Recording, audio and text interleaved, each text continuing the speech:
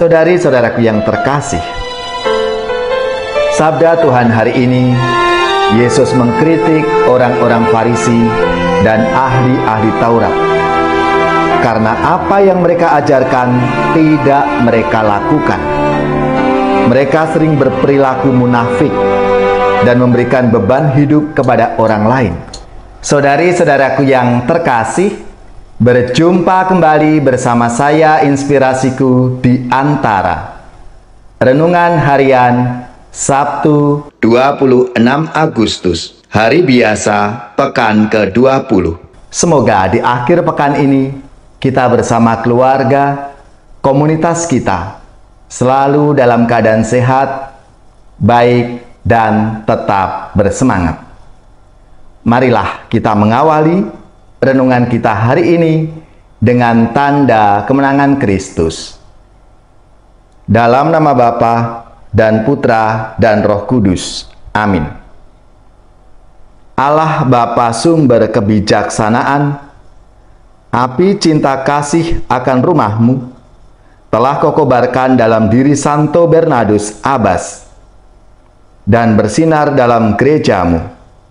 Semoga berkat doa dan teladannya, hati kami Kau kobarkan dengan semangat kasih, sehingga kami mampu hidup sebagai anak-anak terang. Ini semua kami sampaikan dengan perantaraan Kristus Tuhan kami, yang bersama dengan Dikau dalam persatuan Roh Kudus, hidup dan berkuasa Allah sepanjang segala masa. Amin. Dalam nama Bapa dan Putra dan Roh Kudus. Amin. Inspirasi kita hari ini dari Injil Suci menurut Matius, bab 23 ayat 1 sampai 12. Mari kita siapkan kitab suci kita masing-masing. Kita akan membaca bersama-sama dan merenungkannya. Sekali peristiwa, berkatalah Yesus kepada orang banyak dan kepada murid-muridnya, katanya, ahli-ahli Taurat dan orang-orang Farisi telah menduduki kursi Musa. Sebab itu, turutilah dan lakukanlah segala sesuatu yang mereka ajarkan kepadamu. Tetapi, janganlah kamu turuti perbuatan-perbuatan mereka, karena mereka mengajarkannya, tetapi tidak melakukannya. Mereka mengikat beban-beban berat, lalu meletakkannya di atas bahu orang, tetapi mereka sendiri tidak mau menyentuhnya. Semua pekerjaan yang mereka lakukan hanya dimaksud supaya dilihat orang. Mereka memakai tali sembahyang yang lebar dan jumbe yang panjang. Mereka suka duduk di tempat terhormat dalam perjamuan dan di tempat terdepan di rumah ibadat.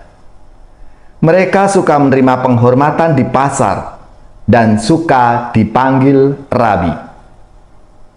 Tetapi kamu, janganlah kamu disebut rabi, karena hanya satu rabimu dan kami semua adalah saudara. Dan janganlah kamu menyebut siapapun bapa di bumi ini, karena hanya satu Bapamu, yaitu Dia yang di surga.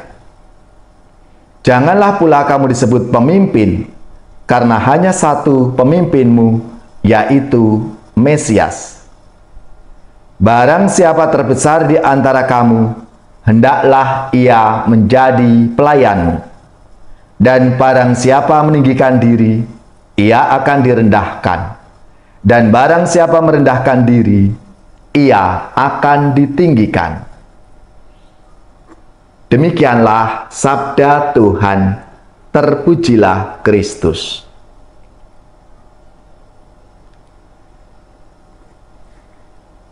Saudari-saudaraku yang terkasih, sabda Tuhan hari ini, Yesus mengkritik orang-orang Farisi dan ahli-ahli Taurat karena apa yang mereka ajarkan tidak mereka lakukan.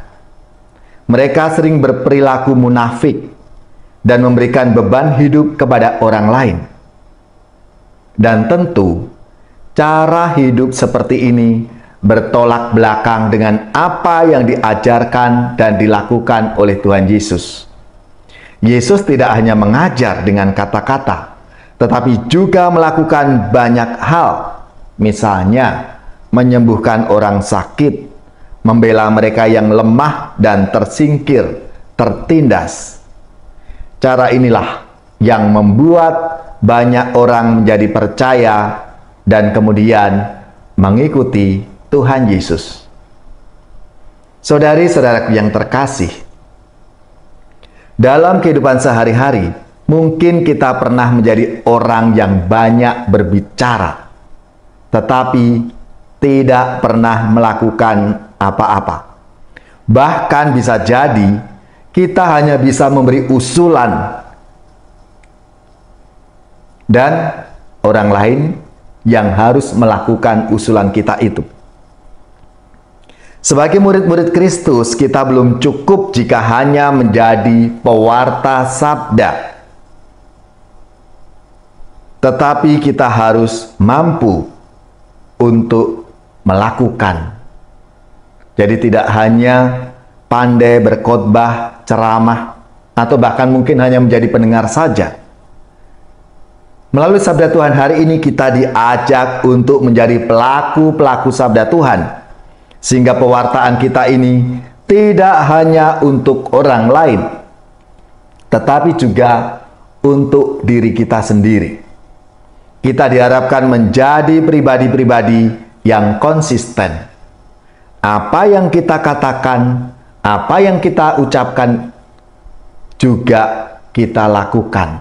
Kita perbuat dalam kehidupan kita sehari-hari, baik di rumah, di tempat kerja, dalam hidup menggereja, dan memasyarakat. Marilah saudari-saudariku yang terkasih, kita diajak untuk menjadi pelayan-pelayan sabda Tuhan. Karena Tuhan sendiri mengatakan, barang siapa terbesar di antara kamu, hendaklah ia menjadi pelayanmu. Karena kita semuanya ini adalah saudara. Allah Bapa yang Maha Setia, semoga kami semakin bersemangat untuk menjadi pelaku-pelaku sabda dalam kehidupan keluarga, gereja, dan masyarakat kami.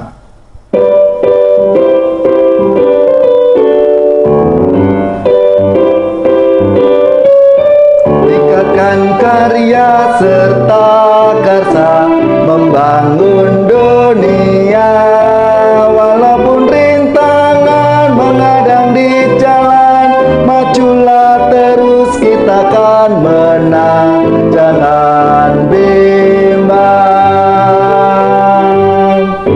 Laksanakan karya nyata,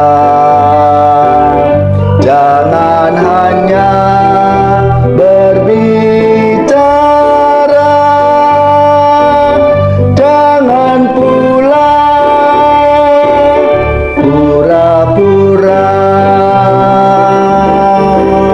Tingkatkan karya serta karsa membangun dunia, walaupun rintangan menghadang di jalan, majulah terus, kita akan menang, jangan bimbang.